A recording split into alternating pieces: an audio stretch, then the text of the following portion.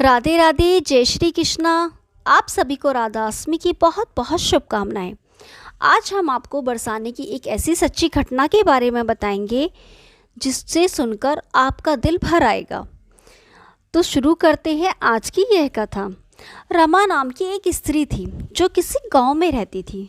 5-6 वर्ष शादी को हो चुके थे, लेकिन अभी तक कोई संतान नहीं थी। एक बार श्री राधा अष्टमी का उत्सव आया। गांव की औरतें बरसाना जा रही थीं। औरतों ने कहा, तुम भी बरसाना चलो, राधा रानी बड़ी दयालु है, तुम्हारी गोद जरूर भरेंगी। वह कभी 7-8 दिन के लिए घर से बाहर नहीं रही थी।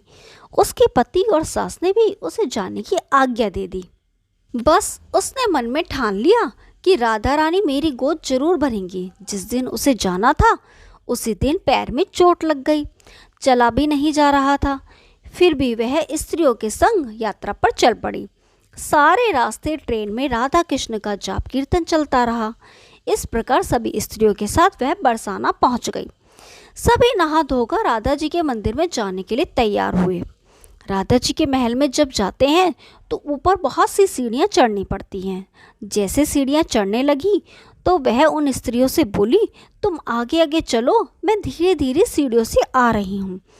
पैर में चोट लगने की वजह से चला भी नहीं जा रहा था। 2-4 सीढ़ियाँ चढ़ने के बाद उसका पैर मुड़ गया और वह नीचे गिरने लगी। तभी एक 7-8 साल की कन्या ने उसका हाथ पकड़ लिया। रमा बोली, बेटी, आज अगर तुम ना होती तो मैं तो नीचे गिर जाती। वह कन्या बोली, मैया कैसे गिर जाने देती मैं तुम्हें। रमा ने पूछा, बेटी तुम्हारा क्या नाम है। वह बोली, लाडो नाम है मेरा, यहीं पास में रहती हूँ। वे दोनों सीढ़ियों पर बैठ गए। लाडो कहने लगी, मैया मेरे लिए क्या लाई हो। ना कोई जान पहचान और लाडो ऐसी बात कर रही है। रमा ने ऐसा सोचा। फिर रमा ने कहा, लाडो मैं कल तुम्हारे लिए आऊँगी तो तुम्हारे लिए कुछ लेके आऊँगी, बताओ तुम्हें क्या पसंद है। लाडो बोलती है, मुझे नथनी, गले का हार, कान के कुंडल, चूड़ियाँ, मेहंदी, घाघरा, चोली, ये सब चीज़ें पसंद है, कुछ भी ले आना। इतना कहकर वह बालिका भाग गई। जैसे जैसे रमा भी मंदिर में दर्शन करके लौट आई, आकर सोचने लगी उस बालिका के बारे में, और बाजार में उसने उसके लिए गले का हार और चूड़ियाँ ले ली। अगले दिन वहीं जहाँ मिले थे वह लाडो उसका वहीं इंतजार कर रही थी। चूड़ियाँ और गले का हार जैसे ही उसे दिया वह बोली, बस इतनी सी ही, और चीज़ें नहीं लाई, और मुंह फुलाकर बैठ गई। तब रमा बोली, अभी मैं 8 दिन यहीं पर हूँ, रोज़ तुम्हारे लिए कुछ ना कुछ लाया करूँगी। यह सुनकर लाडो उसकी गोद में बैठ गई और गले से लग गई। रमा तो रोने लगी। उसे जैसे एक संतान मिल गई। खूब प्यार से उसके सिर पर हाथ फेरा। फिर लाडो वहाँ से चली गई। रमा ने मंदिर में आकर घाघरा और चोली उसके लिए बनवाए। ऐसे ही रोज कुछ ना कुछ वह उसे देती। एक दिन रमा कहती है, अब यह सारी चीज़ें मुझे पहनकर भी तो दिखा कैसी लगती है। लाडो बोली, कल राधा अष्टमी है, कल पहनूंगी। इस बार लाडो के साथ एक लड़का भी था। उसे देखकर रमा ने कहा, आज पता नहीं मेरे मन में क्या आया, मैंने एक धोती और मुकुट वाला, मोर वाला मुकुट लिया है, क्या मैं इसे दे दूं। लाडो बोली, कनवा है, मेरे साथ ही रहता है, हाँ तुम इसे ही दे दो। ऐसा कहकर वे दोनों सामान लेकर चले गए। अगले दिन राधा अष्टमी थी।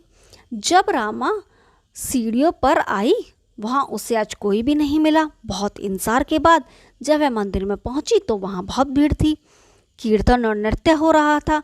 इसी तरह भीड़ को चीरती हुई वह आगे पहुँची और वहाँ देखकर राधा जी को और ठाकुर जी को सब सामान वह जो लाई थी उन्होंने धारण किया हुआ था, वह पत्थर की सी हो गई।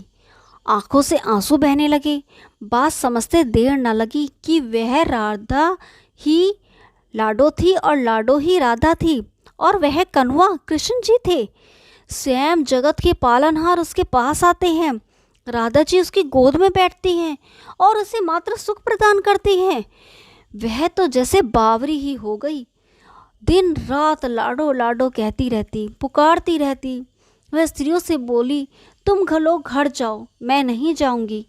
उसकी सास और पति भी उसे लेने आए, पर वह साथ नहीं गई। अब तो प्रतिदिन वह सीढ़ियों पर बैठे बैठे आंसू से सीढ़ियों को धोती, पलकों से बुहारती। ऐसा करते करते उसे 30 बरस हो गए। एक दिन एक बालिका उसका हाथ पकड़कर ऊपर अटालिका में ले गई।